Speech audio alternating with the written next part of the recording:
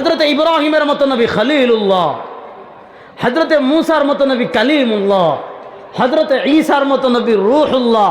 আল্লাহ রাব্বুল আলামিনের এই রুদ্র অবস্থা যখন দেখবেন বলবেন ইয়া রব্বি নাফসি, ইয়া রব্বি নাফসি, আল্লাহ আমাকে বাঁচাও, আল্লাহ আমাকে বাঁচাও। ওই দিন মুসা তার আল্লাহর নামে কসম করে যায় নোয়াখালীর মুসলমান। মুসা তার উম্মার কথা ওই সময় ভুলে যাবেন, ঈসা তার উম্মার কথা ওই সময় ভুলে যাবেন, ইব্রাহিম তার উম্মার কথা ওই সময় ভুলে যাবেন, হযরত সুলাইমান তার উম্মার কথা ওই সময় ভুলে যাবেন, হযরত নূহ তার উম্মার কথা ভুলে যাবেন।